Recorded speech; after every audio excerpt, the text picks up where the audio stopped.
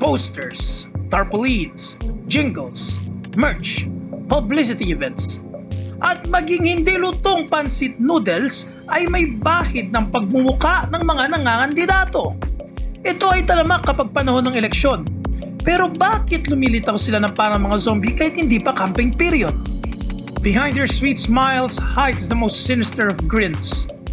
Sawa na ba kayo sa mga pagmumuka nito? Ang aga-aga litawan na ng trucks, playing their jingles. Ang aga-aga nagpapalabas na ng mga political ads. Ang aga-aga bigayan na ng ayuda. Speaking of which, nasa na yung padulas ko? Akin na yung pera mo, di mo naman malalaman kung sinong iboboto ko eh. Stonks. Welcome to the circus. Welcome to Pilipinas Unelected, the Pilipinas Uncancelled election special.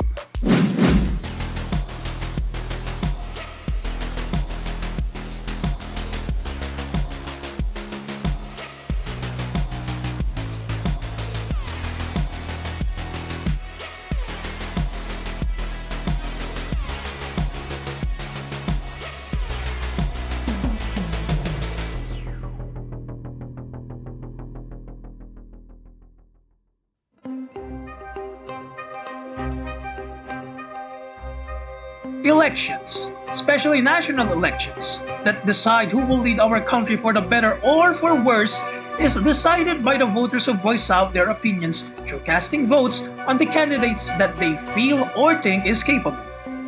Pero between you and me, the true rulers of this country are the lobbyists, the elites, and of course the oligarchs.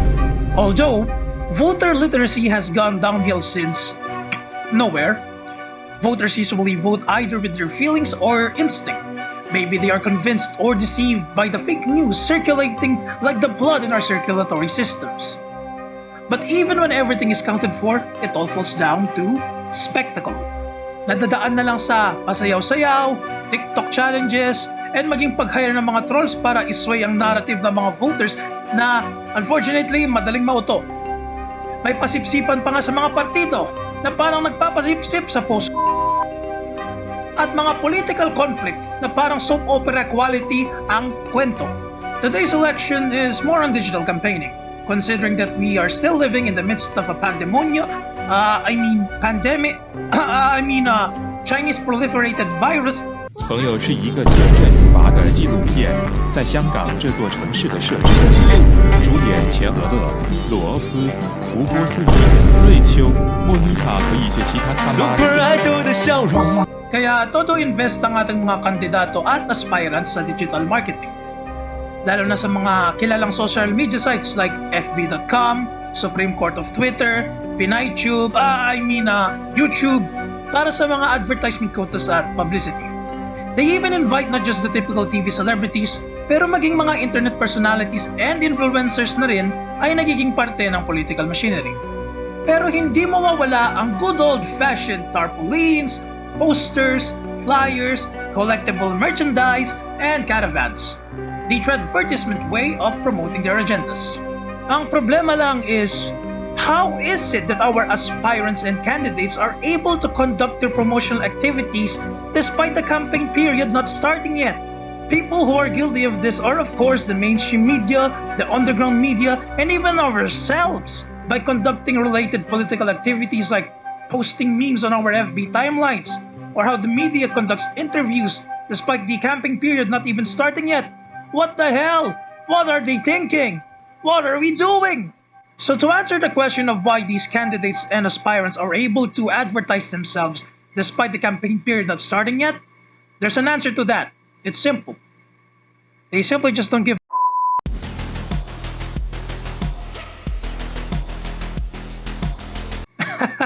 Got you there, didn't we? Alright, just kidding. We will explain why. Excuse me po. Hindi po yung coronavirus.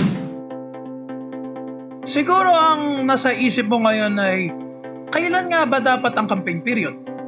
Well, as the Commission on Elections defined on their 2022 National and Local Election Resolution number 10730 Section 2, as you see here in this resolution, this is clear and definitive. But we and probably you may ask, Why are they doing this? Isn't this like a clear violation that we are witnessing today?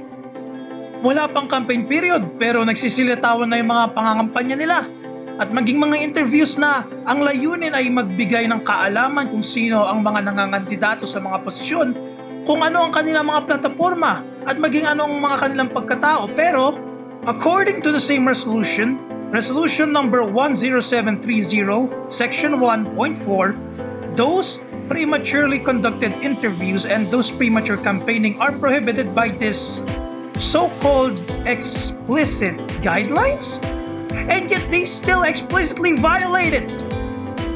There is also a provision in the Omnibus Election Code, OEZ Section 80. It explicitly prohibits premature campaigning, yet here we go again. You may or may not see the pattern now, but we are falling in the rabbit hole. The laws and statutes are so explicit, yet at the same time, they explicitly violate it. Where are the watchdogs? Where's the COMELEC? Who's in charge of enforcing these rules? In the case of the Omnibus Election Code, it is so outdated as it was passed in 1985 that the operating software utilized by COMELEC's computers and even some government agencies in far-off areas in this country have even surpassed that. Omnibus election codes?